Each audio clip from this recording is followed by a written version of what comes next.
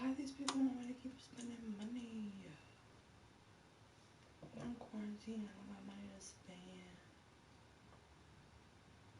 Yeah, this shit's super fucking slow, yo. Yo, what up? So I got Internet Explorer and Chrome in here. Damn this. I normally use Internet Explorer. This is one of the great stories of mankind, and it's not. This isn't the only variant of this story. There's many variants of it, but this variant is useful for our purposes. That's a story I stumbled across a long time ago. I'm going to tell you the second story first because I don't have the energy to tell you the first story. So this is a story that the ancient Egyptians predicated their society on.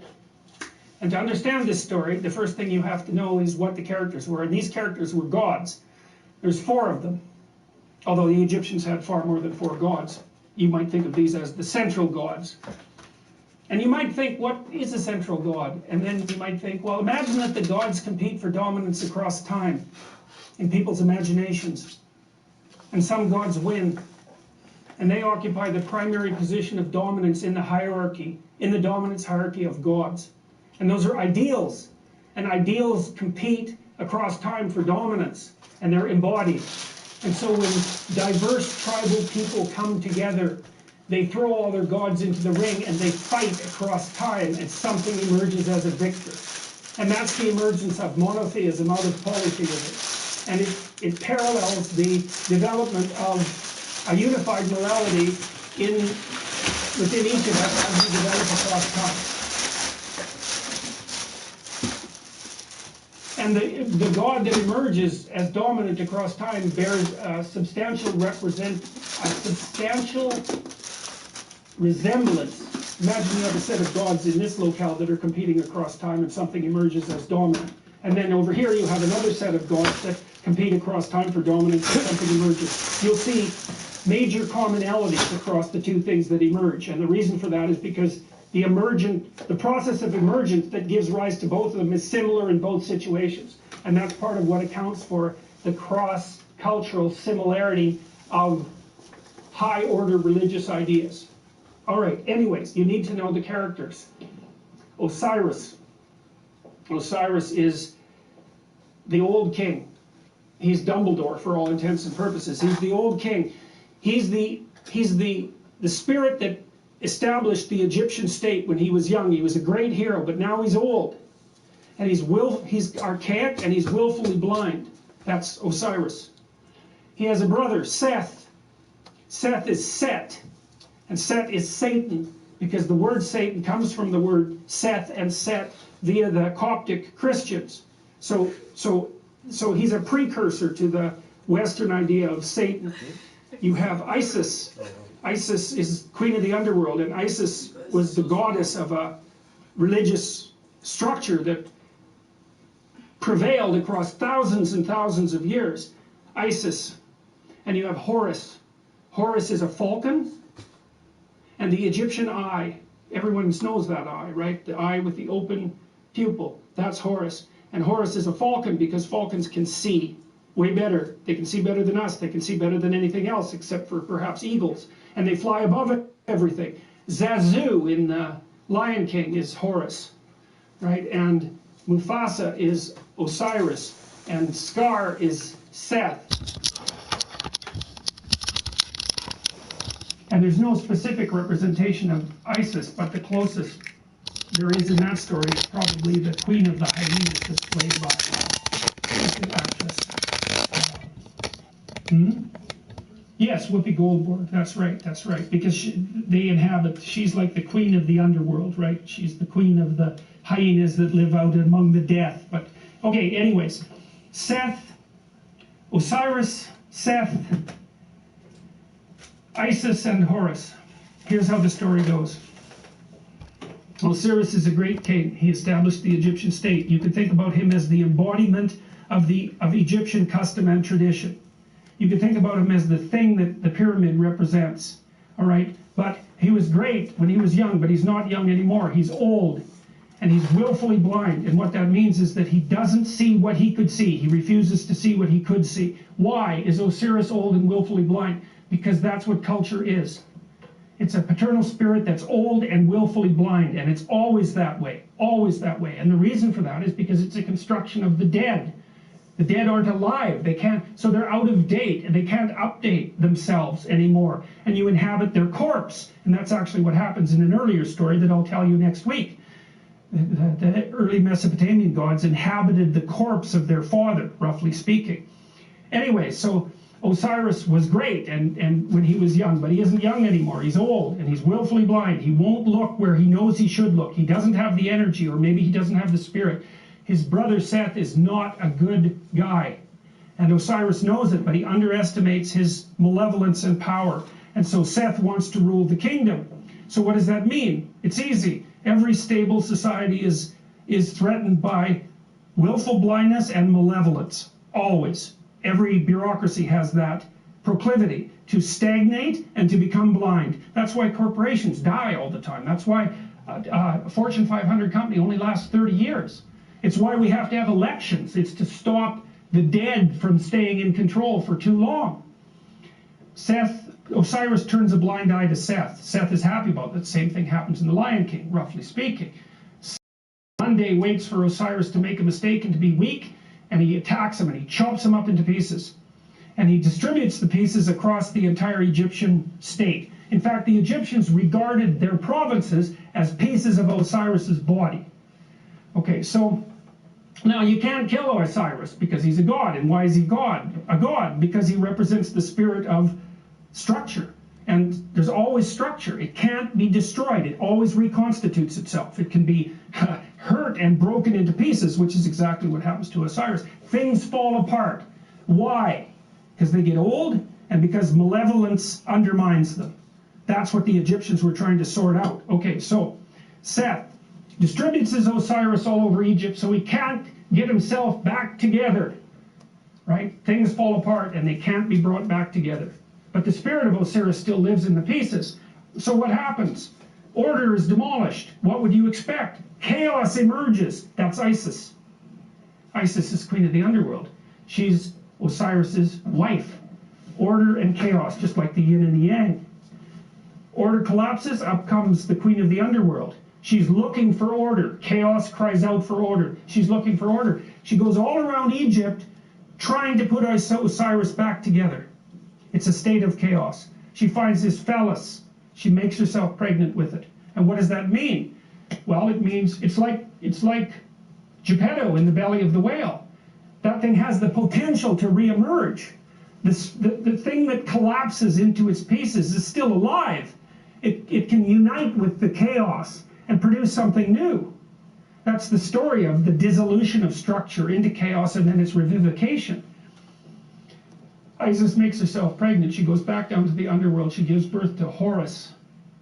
Horus is the Egyptian eye. He's the son of the great father and the great mother. He's a messianic figure. And in fact, much of the mythology that described Horus was extracted without much modification and then attributed to Christ. Very much, and you can read about the parallels. You can read about it online if you want. There's any number of parallels. And of course, there is the mythology that the Jews came out of Egypt, and of course the Christians emerged from the Jews, and so there was a tremendous influence of Egyptian thinking on the development of these later ideas. And you see pictures of Isis with Horus on her lap that are virtually identical in content and form to the later pictures of Mary with the infant Christ. And that's the holy mother of God in the hero. It's not a Christian motif. It's far deeper than a Christian motif. It's a human motif. So Isis, queen of the underworld, gives birth to Horus, and Horus grows up outside the kingdom. Why? In underworld. Because that's what human beings do. You're alienated from your culture. Always. Why? It's old and dead and corrupt. And so that leaves you growing up in chaos. What would you call? Alienated from your fundamental culture. That's the story of adolescence. Horus grows up. He can see. That's what differentiates him from Osiris. That's why he's a falcon. He goes and has a fight with Seth. And now the difference between Osiris and And Horus is that Horus does not underestimate Seth. He knows exactly what he's up against. He goes and has a terrible battle with him, trying to get his kingdom back. Something else that's echoed in the Lion King story. And while Horus and Osiris or Seth are fighting, Seth tears out one of his eyes. Now, why? Because Seth is the embodiment of destruction and malevolence. And no matter how conscious you are, if you encounter that, even voluntarily, the probability that it's going to damage your consciousness is extraordinarily high. That's why people don't do it. So the eye is torn out, but Seth is defeated, and Horus banishes him to the nether regions of the kingdom. You can't kill him. Why? Because the malevolent, destructive force that threatens states never dies. It's always there. You can only remove it temporarily. Now Horus is king. Pharaoh, king, God. He's got his eye, and so you think, well, he's going to just pop that back in his head, and then he's going to be able to lead. He's going to be able to take his place at the uppermost pantheon of gods properly. But that isn't what he does. He takes his eye, and he goes back to the underworld, just like Pinocchio going into the depths to rescue Geppetto. And down there is the spirit of Osiris, who's extant as a kind of half-dead ghost. And he gives Osiris his eye. Now Osiris can see. So what does that mean? You go down into the chaotic, when threatened by malevolence, even to the point of damage to your consciousness. You go down into the chaos and you find the dead spirit of your tradition and you give it vision. And so, provided with vision, Osiris regenerates, and then Osiris and Horus go back up to the world, linked together and rule jointly. And the Egyptians believed that the Pharaoh, who had an immortal spirit, was the embodiment of the conjunction of Horus and Osiris. And that's what gave him sovereignty. And so you think about how brilliant that is. The Egyptians are trying to puzzle out who should lead, who should be Pharaoh, and what do you have to be if you're going to be Pharaoh in order for things to work. You have to be awake to malevolence and chaos, and you have to embody your tradition. And that puts you at the highest pinnacle of the dominant structure. And that's the same as, it's the same thing. It's the same thing as the battle between the gods across centuries or eons and the emergence of the highest possible moral virtue as a consequence of that competition. It's the eye on the top of the pyramid, right? It's, you know, in the Washington Monument, there's a cap on the Washington Monument. The top of the Washington Monument is a pyramid. At the top of the pyramid is a cap. It's made out of aluminum. And the reason it's made out of aluminum is because when they made the Washington Monument, it was the most valuable metal known. And so what does it mean? Thing at the top of it, but the thing that's at the top of the pyramid isn't the same as the rest of the pyramid. That's the thing. The pyramid exists. There's a dominance hierarchy. Something climbs up to the top, but it's not just at the top of one pyramid. It's at the top of all of them. The thing that rises to the top of any given pyramid is the same thing that can dominate all pyramids. It isn't good enough to be the best at a dominance hierarchy. What you want to be is the best at the set of all possible dominance hierarchies. Right. And that's the thing that's gold at the top of the pyramid, and that's the eye. That's what the Egyptians figured out. And what does that mean? It means the thing that puts you at the top is attention. Pay attention. Keep your eyes open. It's not the same as thinking. It's not the same thing.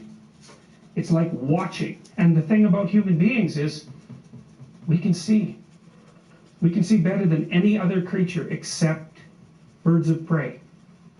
And so our capacity to see is, in fact, what we use in the world. Our brains are actually organized around vision, unlike most animals. Their brains are organized around smell, not us.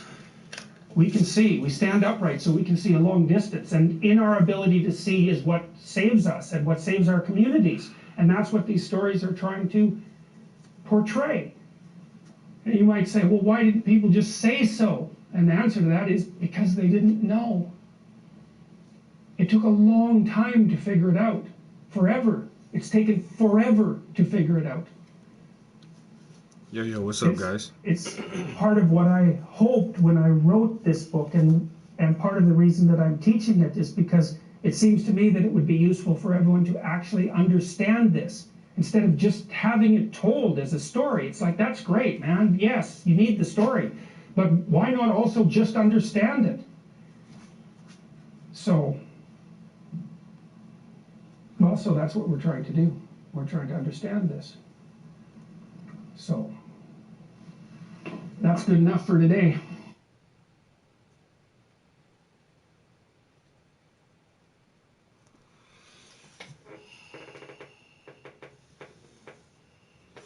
I'm hungry as hell already. Ain't gonna lie.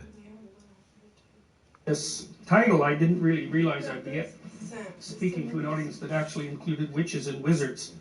So, yeah, well, I'll probably meet them in question period. That'd be my guess. So, can you all hear me? One of you can't hear me. How's that? That's better? Okay, all right, good. All right, so as you can plainly see, the title of this talk is Dragons, Divine Parents, Heroes, and Adversaries, a Complete Cosmology of Being. Sounds dreadfully New Age to me, but it's not. New Age people are very creative, but they can't think critically. But I can think critically. So this is a creative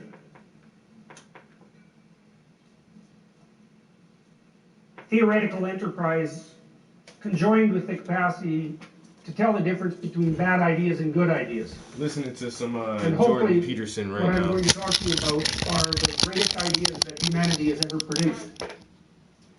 There are also ideas that we don't understand well, and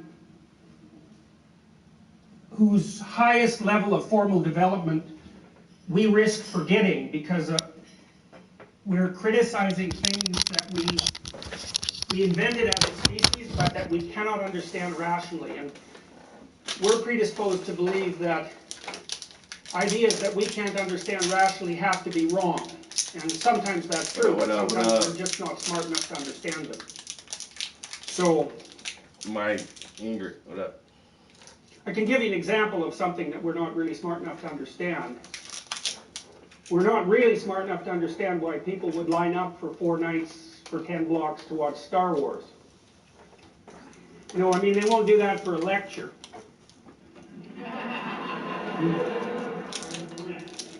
And they wouldn't pay money. And so, you know, that Star Wars, for example, is naturally interesting. And people just take that for granted. But the fact that people will line up to engage voluntarily in a ritual activity of that sort is a manifestation of something that's very deep in the human psyche that we do not comprehend well. So I'm going to talk to you about what I like to think of as the grammar of belief. I got interested in this back in the mid-'80s. Thanks, man. I was driven mostly by an It interest didn't in come out so bad. I'm leaving it. It's good. I just global made warfare everything that was bigger. ideologically motivated, and also atrocity. Warfare was not so difficult to understand in some sense because you can map it onto animal territoriality. But atrocity in the service of ideology is a whole different thing. It's certainly clear that, for example, in World War II, when the Nazis had to make a choice, perhaps, between winning the war and accelerating the rate at which they were killing Jews, they chose the latter. And it's very difficult to understand that using a model based on animal territoriality. I started reading about belief systems widely in political writings and economic writings and religious writings and psychological writings, anywhere I could find a thread that I thought was promising. I read a lot of Jung, I read a lot of Freud, almost all the great clinical psychologists, a lot of Solzhenitsyn, a lot of George Orwell. They're all people, a lot of Dostoevsky and Nietzsche, they're all people who, as far as I could tell, had something very original to say. And out of that, I learned to understand why people need belief, why it's actually inevitable, why faith is inevitable. Faith is inevitable in part because your knowledge is finite, and so you have to take some things for granted or you fall into an infinite regress.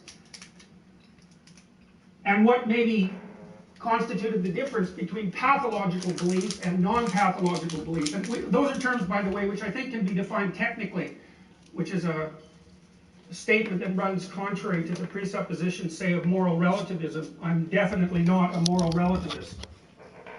I think it constitutes I think the motivation for moral relativism fundamentally is the desire to abdicate responsibility. Even though you can make very strong intellectual cases for why moral relativism is correct. The intellectual case and the actual motivation have nothing to do with one another, however. I've also found out something else which is quite interesting, and I don't know how much I can touch on it tonight, but I don't think that Newton and Darwin are commensurate. I think that most modern people are Newtonians, not Darwinians. And I think that you can understand the grammar of belief, which is religious in nature, using Darwinian principles. But it means that you have to give up your Newtonian presupposition. And so I think I can make that argument implicitly with what I'm doing as I progress tonight. So the first thing I'm going to tell you is that it's necessary for you to look at the world through a limited frame of reference. The reason for that is you're not very smart. Your consciousness can only handle about 4 bits of information per second. It's not very much, given that the number of bits of information coming at you from the external world are, for all practical purposes, infinite. You're, like Aldous Huxley suggested, your brain seems to be primarily a reducing agent. Your body's a reducing agent as well, because there are lots of things that you just can't detect, and then the room that you're sitting in is a reducing agent because it's keeping all sorts of things out that you would otherwise have to deal with, and the stability of this city is a reducing agent because we're not going to be stampeded by barbarians with any luck at every moment or any moment. We deal with the complexity of the world in part by inhabiting a sequence of reducing structures until the world is reduced enough so that we can actually deal with the minute elements of it that we can comprehend at any one moment. And those elements we comprehend are not the familiar objects of objective reality. In fact, animals, people included, aren't much interested in objective reality. We're interested in pragmatic reality. Pragmatic reality is the reality that you act on, not that you perceive. And because we're embedded in bodies, and because we're biological organisms, and because we're concerned with survival and reproduction, among other things, how to act is a much more important question for us than what is the world constituted of. How to act, in some sense, is also the prime Darwinian question, right? Because if you act want to come over here?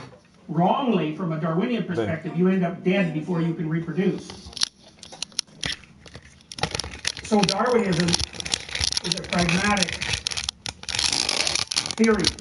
In fact, the pragmatists, the American pragmatists on the North American East Coast recognized that very short period of time after Darwin's studies were published. They recognized the connection between pragmatism as a theory and Darwinian theory instantaneously. So the world that we inhabit, given that we're alive, and given that what selected us to act, is actually a pragmatic world. And the objects of pragmatic worlds aren't objects, they're tools and obstacles. And they have valence a priori. They have value a priori. From the Newtonian perspective, you look at the world,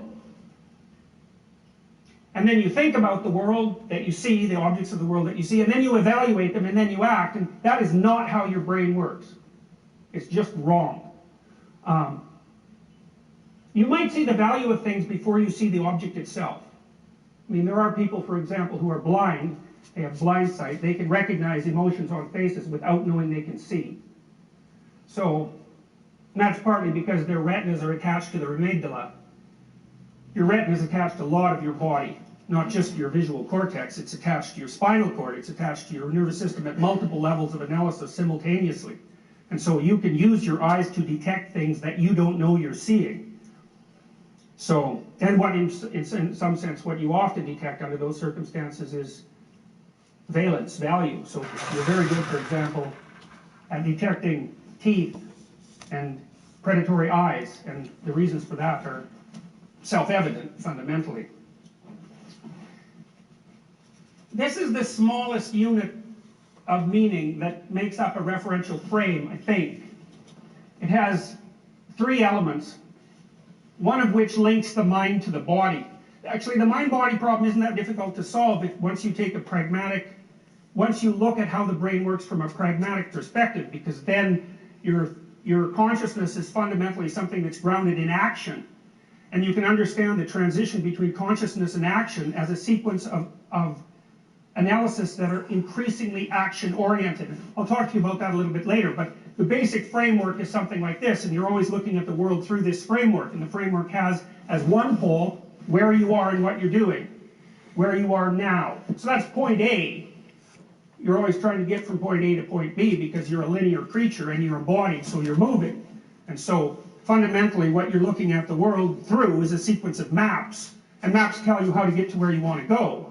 And so the map specifies where you are, because obviously you can't get anywhere if you don't know where you are, and many people of course are confused about where they are, so they don't get anywhere. And you also have to know where you're going, and that's point A and point B, and every time you look at the world you're looking through a framework that has those 2 valued points implicit in your cognitive structure. And generally what you think is where you're going is better than where you are, because otherwise why would you go there? Now some people do choose to go to places that are worse than where they are, but they're a special case. You probably live with some of them.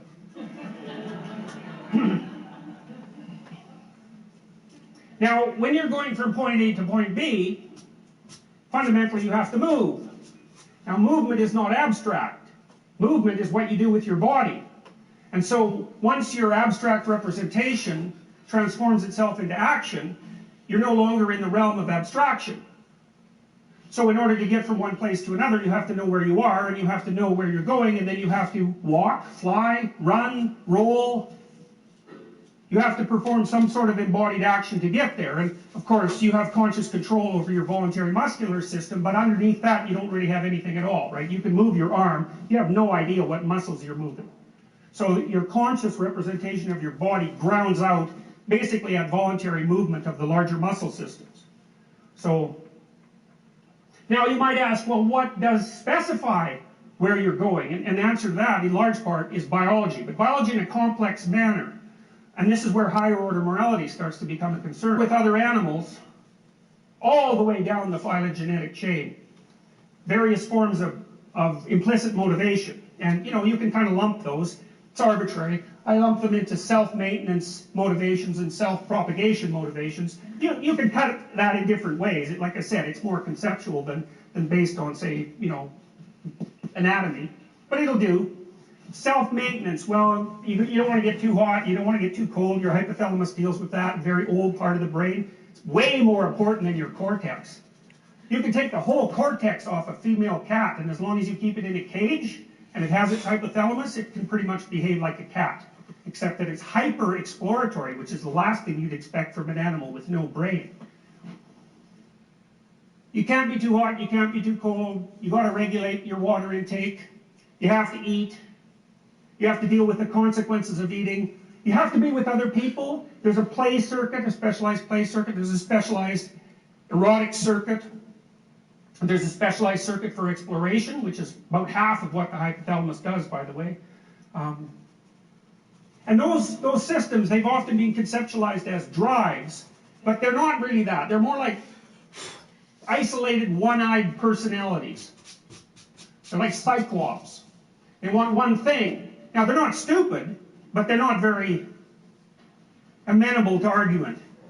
So when you're hungry, and you know, another motivational system might object to that, and that happens frequently, which is partly why people are often confused, and also why you need a cortex, because you know, you need a cortex to allow the competing motivational systems to array themselves properly and harmoniously across time so that they all get their due, instead of fighting like 2-year-olds in a room, because 2-year-olds are basically hypothalamic, you know, and so they're lots of fun, but they're not organized and they're not social at all.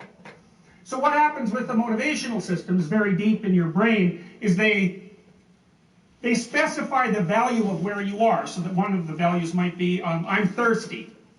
And then they tune your perception so that things that are associated with the quenching of thirst are much more likely to be picked up by your perceptual system. And they bias your perceptual processing and your valuation towards improvement of that motivational lack. And so you can't really think of them as drives, because they're way more complicated than that. They specify where you are, so there's an element of self-consciousness that's associated with that. I'm thirsty. And they specify a target, usually using fantasy. You know, you get thirsty, you think, well, what would I like to drink? And you get a little fantasy about maybe a glass of juice or a bit of water, something like that. And then your nervous system is tuned, and then you walk into the kitchen and you ignore everything that's irrelevant to the search for liquid, and you focus in on everything that's relevant to the search for liquid, and that means you're so blind you cannot believe it. I mean, there's been many experiments now that have shown that you can do things like, I'm sure some of you have seen this, you can introduce a gorilla into a basketball game, and 60 or 70% of the people watching, as long as they're paying attention to the ball, they won't see the gorilla. And it's not like a little tiny gorilla that's somewhere off in the corner. It's like main center, 6 feet high, beating its chest. And even when you know that, if something else changes in the background, you won't see that either. So as far as you guys know, the carpet could be changing colors 15, 20 times a minute. You wouldn't even notice it, unless you had some weird obsession with carpets.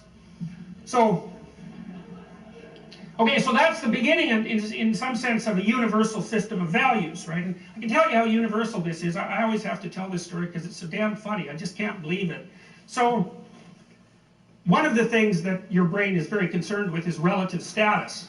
That's wired in, by the way, which is partly why relative poverty is often such a social problem. People hate being low in status, especially men.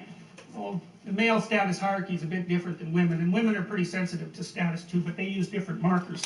Anyway, part of what happens when your status goes up is that your brain serotonin levels go up, and when your brain serotonin levels go up, you're less irritable, and you experience less negative emotion per unit of uncertainty or threat. And so when you demean someone and you interfere with, and you lower their presumed status as far as a very primordial circuit is concerned, you alter the system that regulates their emotions, and they hate that. People hate that more than anything, and it's an unbelievably archaic circuit. You can kind of tell this because depressed people basically act like they're low status, and depressed people are depressed about everything. Now, it's not easy to be depressed about everything, right? And so the fact that that's the case means that what's ever gone astray has to be very primordial, because it affects everything. Anyways, people often use antidepressants to cure depression, hence their name. And antidepressants decrease the rate at which serotonin is taken back up by the neurons that produce it. Well,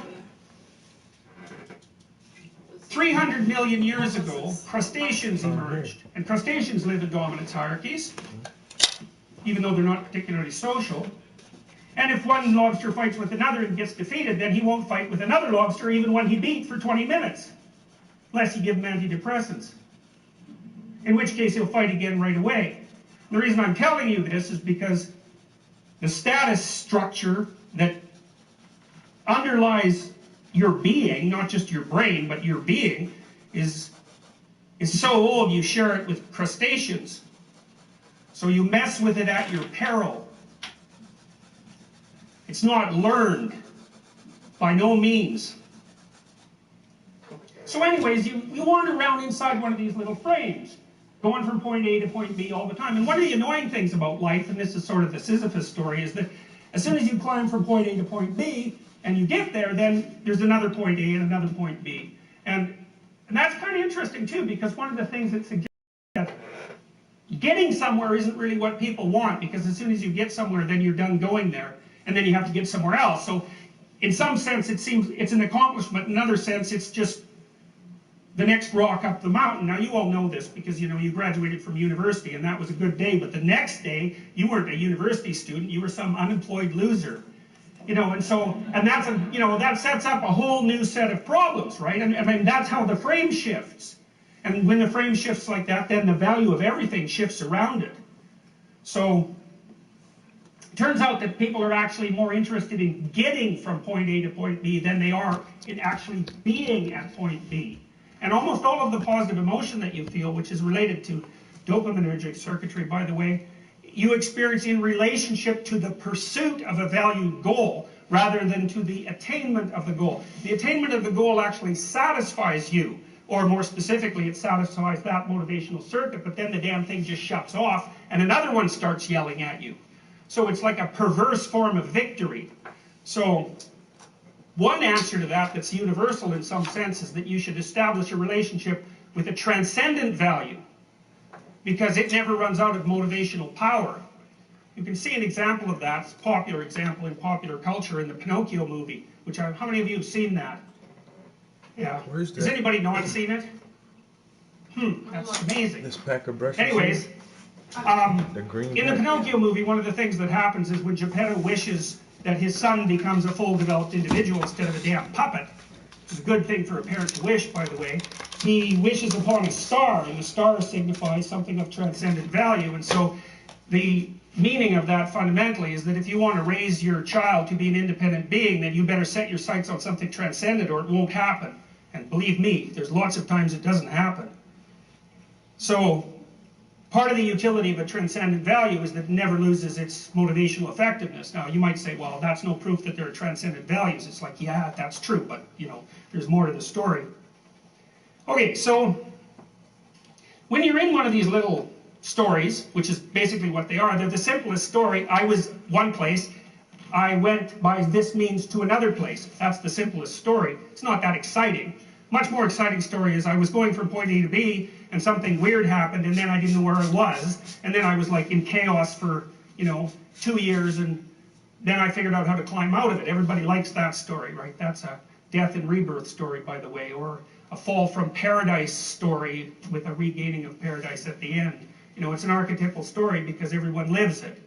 And so, anyways, when you're in one of these little stories, frames of reference, what you see in front of you are really things that one of the best scientists who ever studied visual perception called, the book's called Ecological Approach to Visual Perception. He called them affordances. An affordance is something that affords you something. And affordances can be positive or negative. I like to think about them as tools or obstacles. So for example, if I need to make a beeline for that door, you guys are all instantly obstacles. And the way I would respond to that, like, implicitly, is that you'd all be negative. So imagine we just said fire. Well, you were people the minute before that, but you know, the second after that, you're obstacles. And your emotional reactions to the people that are in front of you are going to reflect that. Now, you all know that because you drive, you know, and once you're encapsulated in your little insectoid shell and don't have to deal with the immediate responses of other people, you're going to treat them like obstacles and like, you know, demonic obstacles at the drop of a hat. And, you know, that's pretty much automatic behavior. So tools are things that get you to where you want to go. And you remember, you know, human beings are tool-using animals par excellence, right? We're so tool-using that that's what we see. It's built right into us. We're always scanning the world for tools. When you look at gravel, for example, what you actually see are throwing-sized rocks. That's why they manifest themselves as that kind of object in the environment, you know. You're built at a certain level of resolution, and the way your nervous system parses up the world is into things that are useful for you and things that aren't. And those are not objects. The whole idea of object is a very, very modern derivative of that much more primordial system. And it's by no means clear at all that our notion of object is more real than the notion of affordance. In fact, as far as your brain is concerned, objects, no one cares about objects. What your brain cares about is affordances, and what your brain is adapted to is the world as a set of affordances and obstacles. And if you're a Darwinian, it's very difficult to escape the conclusion that what selected you is reality. And so if the reality that selected you shaped you so that what you see are affordances and obstacles, or you die, then it's perfectly real proposition, perfectly reasonable proposition to state that what reality is, in fact, is a set of affordances, tools, and obstacles. And that is how your brain works, by the way. When you look at, say I look at that projector, maybe I'm thinking about picking it up. What happens is my eyes activate the part of my motor cortex that would adjust my hand to grip it like that. And so part of what I understand as the projector is grippable object. And that's not a secondary derivation. I don't see the object and then think, this is how I would grip it. It's like that would take forever. You know, you'd never catch a baseball if that's what you were doing. It's like, oh, a round object is clunk. You know, it's like, that's just not going to work. Your nervous system is nowhere fast enough to do that consciously. You're using reptile circuitry to catch baseballs. The mammalian stuff is too damn slow. So you catch the ball often, especially if someone pitches it fast, before you can even see it. You just think you saw it. You see it after you caught it. It's the case with tennis players too. What they seem to do is judge where the ball is going to go by the angle of the racket. Because if they wait till the ball is off the racket, they can't move fast enough to hit it back. They don't have the reflexes for it. So they can't move the neural messages fast enough to do it. Okay, so basically the world lays itself out as tools and obstacles. And, you know, obstacles make you feel bad. But like, let's say I'm looking at this room and I'm thinking of you guys as obstacles. You might say, well, how bad does that make me feel? And the answer to that is, well, not very bad, because all I have to do is, you know, make a circuitous route and I can get to the door. So then the fact that your obstacles is a very minor impediment to the execution of my plan. And as a consequence, it will produce a correspondingly low level of negative emotion. So, you can think of those as known unknowns, in Rumsfeld's terms. Known unknowns aren't that big a problem, because you can plan for them, and you might have a plan that's an alternative plan that you can put in place in case they show up. What people really don't like are unknown unknowns. And unknown unknowns, you don't walk around those, man, they blow your whole map. And your map's quite complicated. It's actually hierarchical in structure. And I'll get to that. Because, you know, you go from point A to point B so that you can go to a bigger point A to point B. You know, you cross the road to get to the library, to study for an exam, to pass the exam, to get your degree, to get a job, to be a person, to be a citizen, to be a, you know, to have a good life. So then if someone gets in your way while you're crossing the road, then to some degree they're interfering with you getting a good life. Now, not very much, but sometimes you'll react like that. That certainly happens when you're dealing with an intimate partner, you know, because they'll make some little mistake and you'll say, you always do that, you've always done that, you always do it, and you're always going to do it, which is really not a good way to conduct an argument.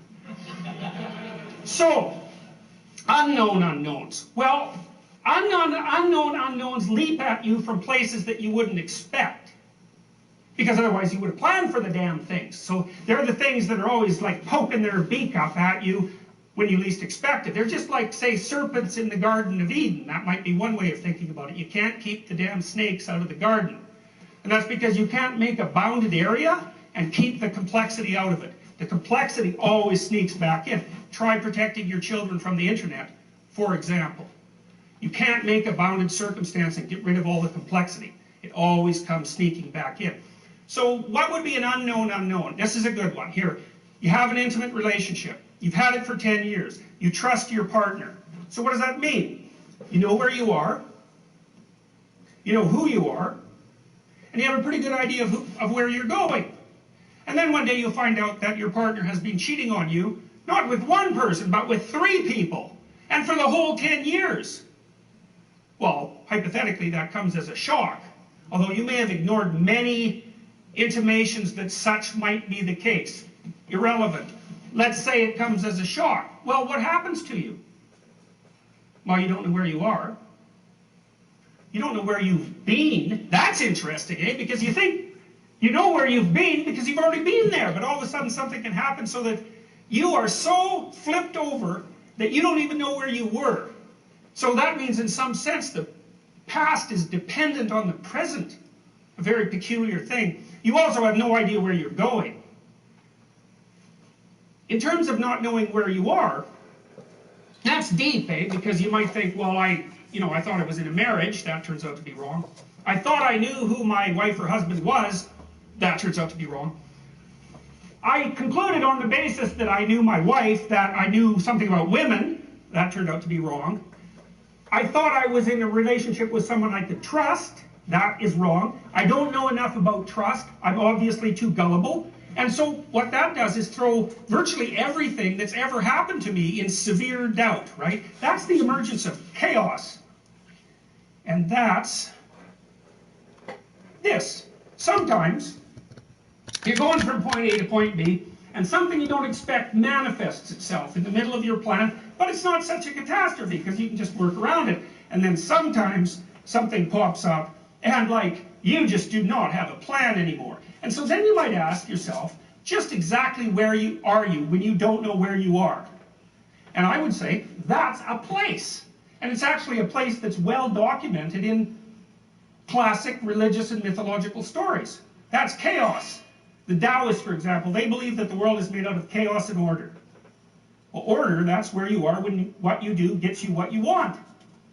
Chaos, that's where you are when you have no idea what's going on. And you might ask, well, is there a way that you should act when you're in chaos? And the answer to that is, there better be, because it's a place you're going to visit several times during your life. And everyone visits that. That's why it's an archetypal story. That's the descent to the underground. The underground is that horrible place that lurks underneath all of our presuppositions. It's the frigid lake underneath the thin ice that everybody's skating on. And it's something that can manifest itself at any moment. That's partly why in the Taoist symbol, the black paisley is chaos, by the way, and the white paisley is order. In the order paisley, there's a little black dot. Well, that's because order can turn into chaos, and does, at any moment. And the reverse is also true. Chaos can turn into order at any moment. And insight will do that for you. You know, alcoholics report that when they hit bottom. It's like there's a catalysis and they look at the world in a different way. You know, now they're a new person. They're back from the underground. They've risen from the dead, so to speak. You know, and it's partly because what looks like your right hemisphere is pretty good at inferring patterns in novel and chaotic places. It's kind of keeping track of things that happen to you that are anomalous. And it makes alternative maps of the world that are there for you to rely on, at least to some degree, if that ever becomes necessary. Now you might ask yourself, how upset should you be when something that you don't expect happens? Now it turns out that that is really a difficult question to answer. Because what the problem is that when something you don't expect happens, you don't know what it is. And so then you might say, well, how upset should you get? And the answer to that is, you don't know. And so what happens is, first of all, you've got some built-in approximators. One would be your genetically determined level of neuroticism, which is basically sensitivity to negative emotion. If you're more sensitive to negative emotion, you're going to manifest more psychophysiological preparation per unit of threat or uncertainty. Which is to say, some people get more upset about the same thing than other people do. Now, who's right? Well, who knows? You wake up in the morning and there's a little ache in your side. It's like, well, what is that? Is it sore muscle or cancer? You don't know. And if you're hypochondriacal, well, it's going to be cancer. And sometimes the hypochondriac is right. And so he's the one that lives when he goes to the emergency room and finds out exactly what's going on. So it's an unanswerable question. Now, the other way that your brain determines how upset you should be is by calculating your position in the dominance hierarchy. Because the higher you are in the dominance hierarchy, the more resources you have at your disposal, and so the less upset you have to get when anything horrible happens. So if you're barely clinging to the bottom of the social structure, you can be sure that your brain is going to estimate any anomalous occurrence as a catastrophe, which is why people don't like being at the bottom of the dominance hierarchy, and it's also why people who are there die a lot sooner. And they die a lot sooner regardless of their absolute level of wealth. It's relative deprivation that counts. Okay, so here's a bit of a clue about how else your brain might calculate how upset you should be. Here's a little map of me when I'm doing something that I frequently do, which is to write a manuscript. So you might say, well, what are you doing when you're writing a manuscript? And that turns out to be a very complicated question. It's like, what are you doing when you read a book? Well, you're writing letters, or typing them. You're typing words, you're typing phrases, you're typing sentences, you're typing paragraphs, you're typing the structure that the paragraphs fit into, that would be the essay, okay? Then you're, me anyways, I'm practicing science.